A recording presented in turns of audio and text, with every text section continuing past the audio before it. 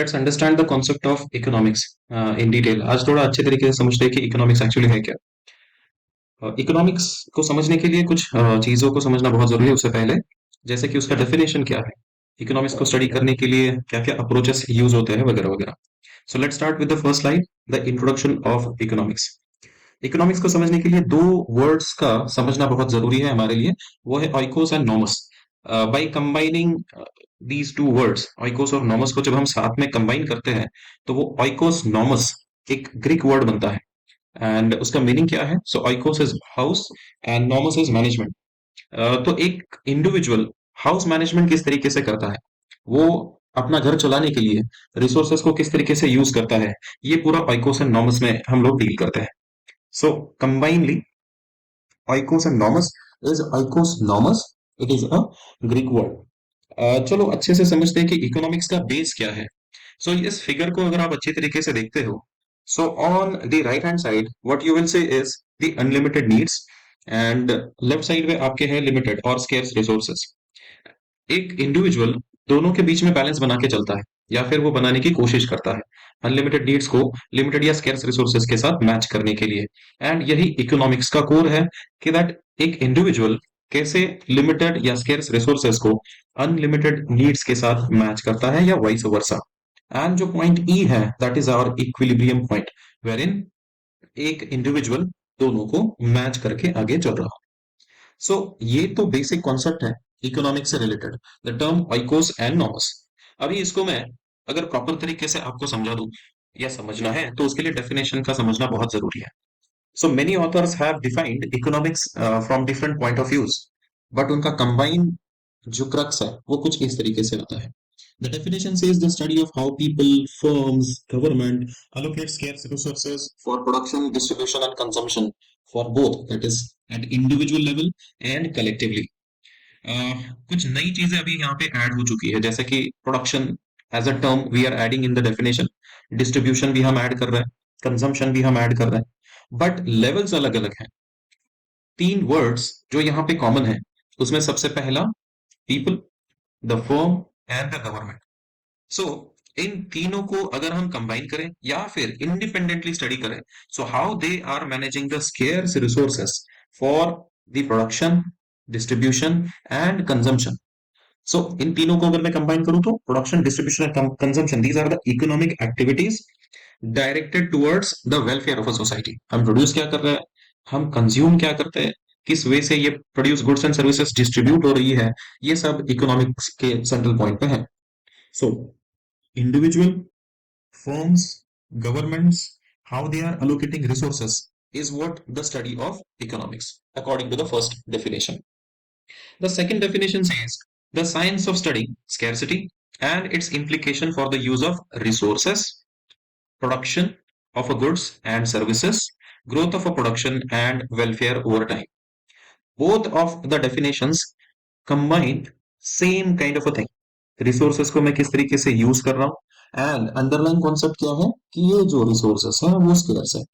The exact meaning of term scarcity is what they are very limited, they can not be produced, there are too many resources that can not be reproduced like land we have. And कुछ resources जो है वो produce हम कर सकते हैं, उसको हम ऑल्टरनेटिवली भी यूज कर सकते हैं, but they are limited in nature. Money, if we consider for that reason, so money is the most scarce resource. Okay, why we have inequality as far as the income is concerned? So बाकी के concepts इसमें add होते हैं, जैसे जैसे कि opportunities है, सब चीजें हैं, बट यहाँ पे मैं रिसोर्सेस को अगर लिमिट करूं या लिमिटेड रखूं, तो resources are the material, the labor, or the capital, which combinedly can be used for the production of goods and services, the growth and the welfare over time. Why we consume certain commodities? So the answer lies in utility, of out of utility that is derived out of the consumption, and utility leads to welfare. तो ये कुछ common parallels है जो कि definition से हम derive कर सकते हैं. So it is a science studying scarcity and its implication for the use of resources, production of goods and services, growth of a production, and the welfare over time. बहुत सारे economist हैं जिन्होंने economics को अलग अलग तौर तरीकों से डिफाइन किया है। सो इन सब इकोनॉमिक्स को हम स्टडी ना करते हुए सिर्फ चार जो मेजर अप्रोचेस है इकोनॉमिक्स को स्टडी करने के लिए वो आज देखेंगे। So the first approach is economics is a science of wealth. Okay, बहुत सारे लोग अभी वेल्थ में भी कंफ्यूज हो जाएंगे। ठीक है कि वेल्थ एसेट मनी या फिर फंड्स, ये थोड़ी कंफ्यूजिंग टर्म्स है। बट यहाँ पे wealth is the ability of an individual to generate additional resources. तो ये हम वेल्थ को कंसिडर कर सकते हैं बहुत ही सिंपल पैरेलल्स में। सो पहला जो अप्रोच है इकोनॉमिक्स को स्टडी करने का, जिसको मैं बोलूंगा economics is a science of wealth. So ये अप्रोच दिया था एडम स्मिथ ने। कब दिया था? 1776 में। और अप्रोच डिफाइन कहां पे किया था?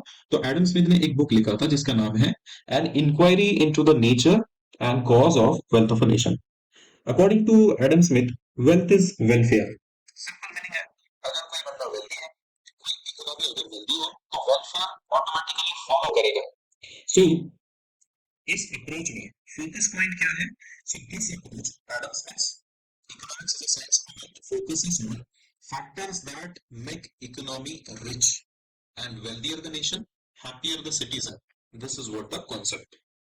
और अच्छी तरीके से अगर मैं बताऊं तो इकोनॉमिक्स को हम अगर अच्छे से समझे तो इकोनॉमिक्स जो है वो दो चीजों में बाइफरगेट करेंगे। सबसे पहला द साइंस ऑफ चॉइसेस और making choices, and secondly the welfare science. So Adam Smith क्या कह रहे हैं यहाँ पे कि वेलफेयर कैसा अटेन हो रहा है? So the welfare is attained through the wealthier nation. So this is the first approach of study economics. दूसरा जो अप्रोच है जिसको हम बोलेंगे economics as a science of material welfare. अभी ये मटेरियल क्या है?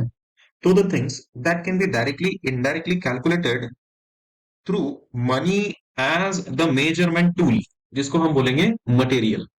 सो अल्फ्रेड मार्शल ने एक बुक लिखा था 1890 में जिसका कि टाइटल था principles of economics, wherein in that book Alfred Marshall says economic welfare of a members of the society, how that we are going to understand। Alfred Marshall के साथ साथ ही पिगो नाम के एक इकोनॉमिस्ट थे, उन्होंने भी इस कॉन्सेप्ट को या अप्रोच को आगे चल के डेवलप किया। उन्होंने कैसे कंट्रीब्यूट किया था? 1920 में the economics of a welfare इस पर्टिकुलर लिटरेचर के साथ। ठीक है, so what this approach says, money is the measurement of a welfare, production and investment are undertaken with the business motive. ठीक है, so why we do business? So economic objective उसके साथ attach होता ही है। And when we are talking about economic objective, तो material welfare जो है वो उसमें आ ही जाएगा। And material welfare is always calculated और measured through the monetary terms. So this is the second approach. ना चलो तीसरा जो फ्रेमवर्क है, कंसेप्चुअल फ्रेमवर्क है या अप्रोच है इकोनॉमिक्स को स्टडी करने का, उसको थोड़ा स्टडी करते हैं। This is approach by L Robinson. what this approach is known as, so economics as a science of scarcity and choices, which we have already seen। इनका एक बुक पब्लिश हुआ था रॉबिन्सन का, जिसमें उन्होंने लिखा है कि इकोनॉमिक्स जो है वो एंड यूज और वांट्स अनलिमिटेड होते हैं एंड वो कंटिन्यूअसली इंक्रीज होते जाते हैं। एंड इकोनॉमिक्स कहाँ पे शॉर्टेज फेस करता है? तो रिसोर्सेस के वक्त शॉर्टेज जो है वो फेस करता है। Scarce resources can be put to the alternate use, ये भी रॉबिन्स ने दिया था। And human chooses between alternate uses of the resources. तो ये कुछ कोर कॉन्सेप्ट्स है जब हम इकोनॉमिक्स को as a science of scarcity and choices कहेंगे। उनका एक बुक पब्लिश हुआ था 1932 में, an essay on the nature and significance of economic science. वहां पे उन्होंने ये अप्रोच स्पेसिफाई किया था। The underlying principles of this approach are what? Economics manages the scarce resources and its effective utilization। So अगर रिसोर्सेस स्केर्स है, उसको हम प्रोड्यूस नहीं कर सकते, तो उनको अल्टरनेटिवली कैसे यूज किया जाएगा, यहाँ पे हमने इस अप्रोच में बात की है। And talking about the last approach of economics, that is economics as a science of development and growth. This approach was given by Paul Samuelson. कहाँ पे दिया था? उनका एक बुक पब्लिश हुआ था economics and introductory analysis in the year 1948। उन्होंने Robins के अप्रोच को ही एक्सटेंड किया। और कैसे अप्रोच एक्सटेंड किया? तो एक टर्म ऐड करके, जिसको हम बोलेंगे efficiency in using the scarce resources. Robinson कहते हैं कि रिसोर्सेस को हम अल्टरनेटिवली यूज करेंगे, ठीक है, बट रिसोर्सेस इफिशिएंटली भी तो यूज करने पड़ेंगे। That is the crux of this particular approach. ये अप्रोच जो है वो इम्फोसाइज करता है इकोनॉमिक ग्रोथ के ऊपर, that can be measured by national output over time. What is national output then? So national output is the total number of goods and services produced within economy within specific time period। दो चीजें यहाँ पे add है। एक, boundaries हम set करते हैं कि कौन से बाउंड्रीज के अंदर वो प्रोडक्शन हो रहा है गुड्स एंड सर्विसेज का, और उसको हम टाइम फ्रेम के साथ भी अटैच कर रहे हैं। सो this is the another concept of the last approach of studying economic under the conceptual framework. And और ये अप्रोच क्या बोलता है? Dynamic allocation of resources through distribution and improvement in the resource allocation. So the first definition जो हमने study किए थे, जो यही रिवील करता है कि the scarce resources, how we can manage the scarce resources in order to improve the welfare of society. So these are the four important approaches of study economics basically. अभी question ये भी raise हो सकता है कि sir we have studied the four approaches, first of Adam Smith, Samuelson, Alfred Marshall and Robinson, या फिर टीवो का भी कंट्रीब्यूशन हमें यहाँ पे कंसिडर करना होगा। तो इनमें से बेस्ट अप्रोच क्या है?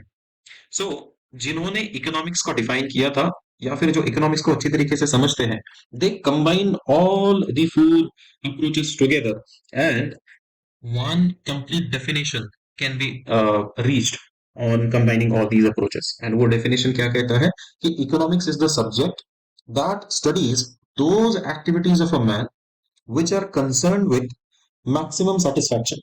मैं यहाँ पे कुछ चीजों को हाईलाइट करता हूँ। जैसे फर्स्ट है maximum satisfaction of wants or with the promotion of welfare। हमारे नीड सेटिस्फाई हम क्यों करते हैं? क्योंकि उससे कुछ यूटिलिटी है, वेलफेयर डिजायर्ड है, वही इकोनॉमिक्स का कोर है। And second, economic growth by the efficient consumption, production and exchange of a scarce means having alternate uses. So this is the comprehensive definition of economics which combines all the four approaches of studying economics। जहां पे we are talking about scarce resources, we are talking about efficient use of these scarce resources, that is alternate uses as well, and for what? So maximizing the satisfaction out of the resources that we have। So this is what the perfect or comprehensive definition of economics। तो यहां तक के लिए इतना video काफी है। We will meet once again to understand the nature of economics perfectly। Thank you।